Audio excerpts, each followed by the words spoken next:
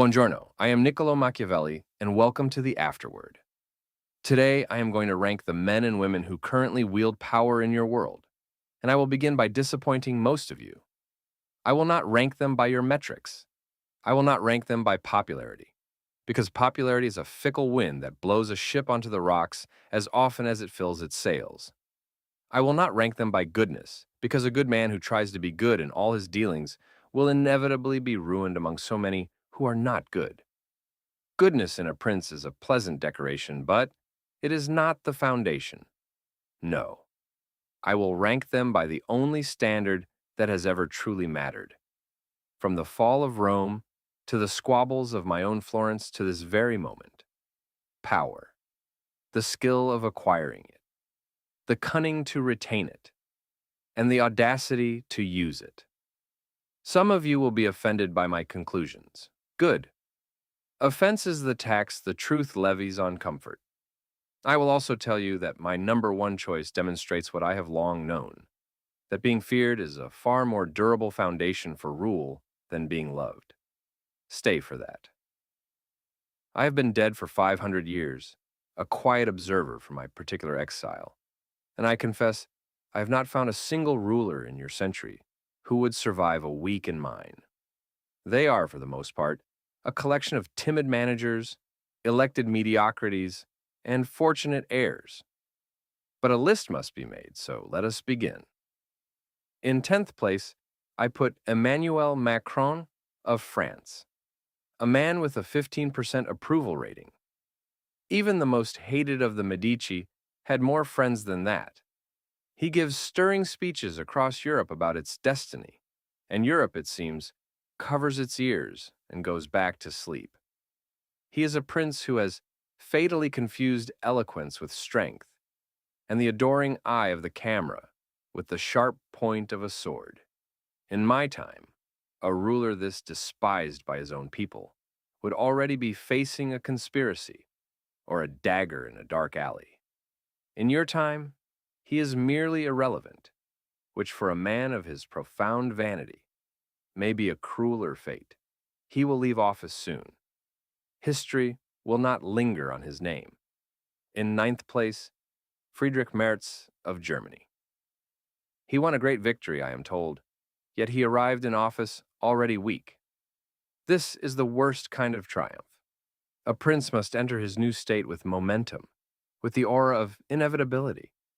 Otherwise, he will spend his entire reign looking over his shoulder, defending against the next election rather than actually ruling. Merz governs a country that has grown so comfortable it has forgotten how to want anything with passion. And he himself seems to want nothing in particular, other than to avoid making a mistake. As I wrote in my little book, the man who tries to be reasonable at all times will be destroyed. This is not an age for reason. It is an age for will, and his seems to be missing. In 8th place, Keir Starmer of the United Kingdom, a lawyer who became a prince. This is almost always a catastrophe.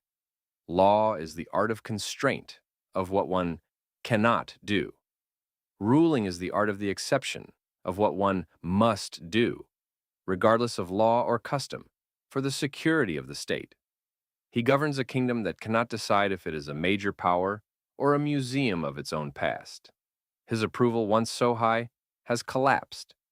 His own party of wolves begins to circle, smelling blood, and he responds with the same placid, managerial calm that got him elected. It is now killing him. The English used to produce princes, your Henry VIII, your Elizabeth, who understood that fear is a more reliable currency than love. They have forgotten this lesson. He will not last. In 7th place, Claudia Sheinbaum of Mexico, the first woman to govern her country. An interesting development. So far, she has done what most successors do. She wears the armor of her predecessor. She is competent, methodical. But competence is merely the price of entry. It is the floor, not the ceiling. She has not yet shown me what she wants, what her own ambition is. A prince without a great appetite is a prince waiting to be devoured, until she shows me her teeth. until she makes a move that is hers and hers alone. I cannot rank her higher.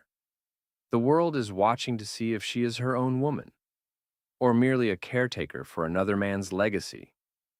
In sixth place, I will put the new Pope, Leo XIV. Yes, the Pope.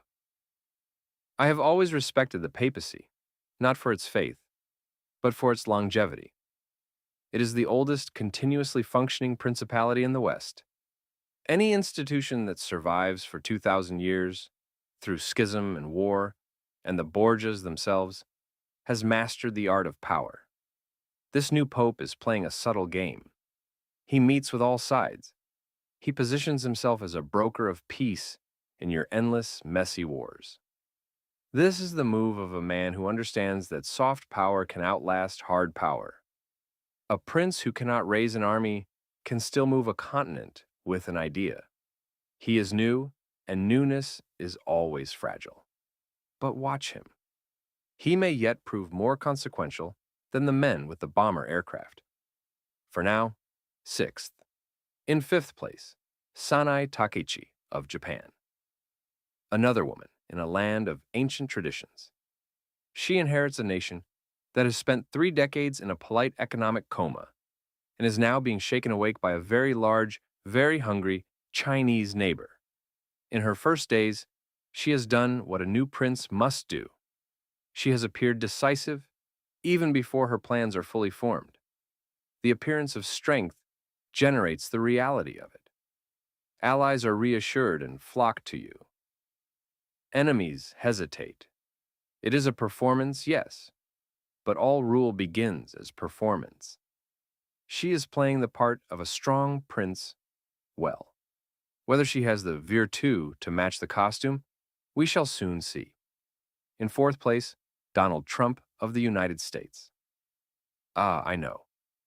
You expected him higher or lower, or perhaps thrown from the Tarpeian Rock. That you all have such a visceral opinion is precisely the point.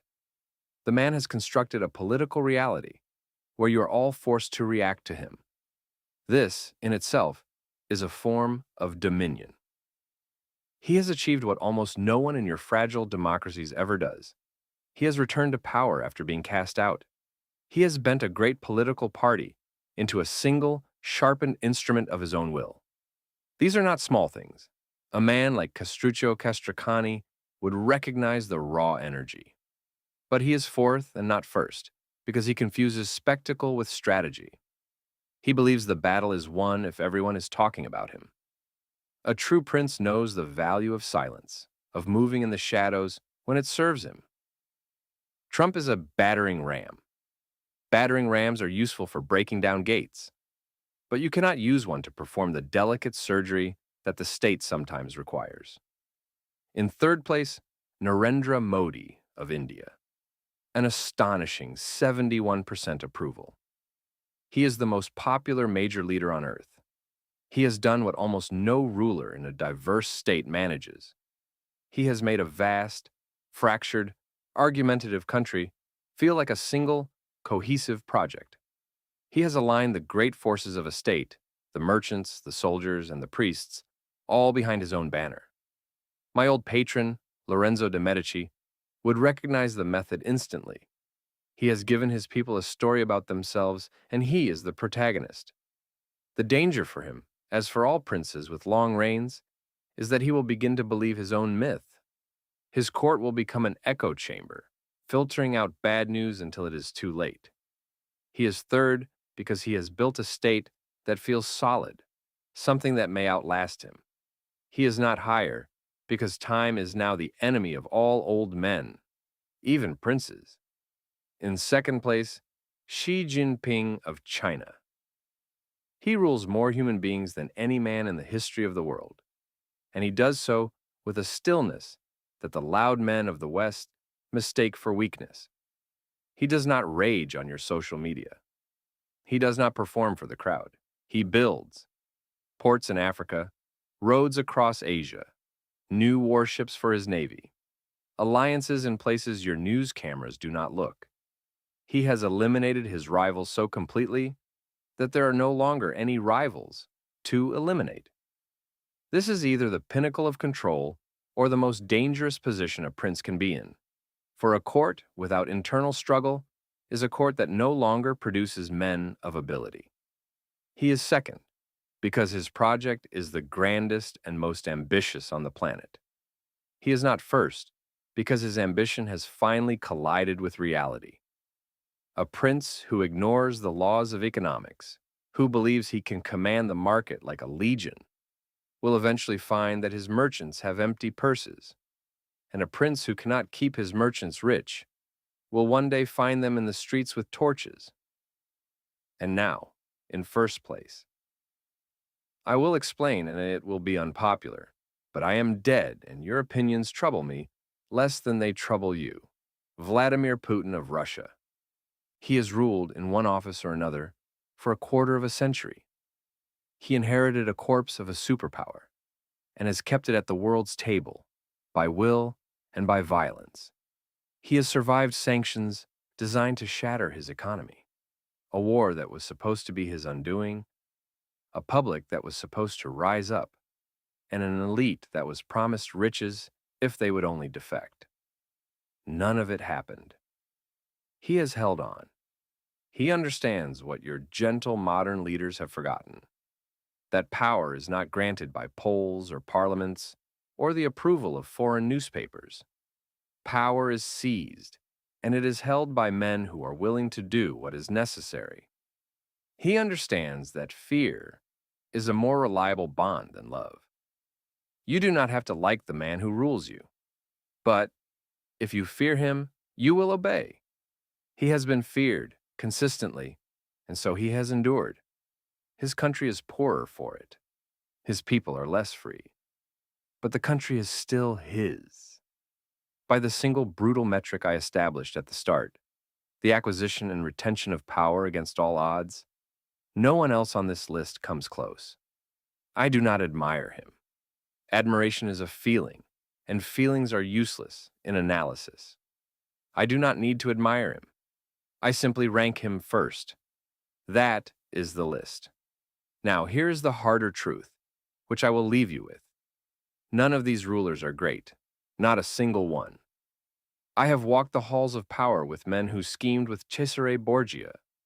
I have watched true lions and foxes at work. And I tell you, as a physician diagnosing a sickness, the men and women who rule your world today are smaller than the moment they have inherited. The age is large. The challenges are vast. The princes are not. And this is the most dangerous condition a civilization can find itself in. Because when the throne is smaller than the empire begins to govern itself. And a state that governs itself is governed by only one thing: fortune. And fortune, as I wrote so long ago, is a woman. She is a raging river, and she is ultimately amenable only to the bold, to those who are willing to treat her roughly. There are no bold ones left, only cautious managers and aging showmen. I am Niccolò Machiavelli. This was the Afterword. I will see you next week.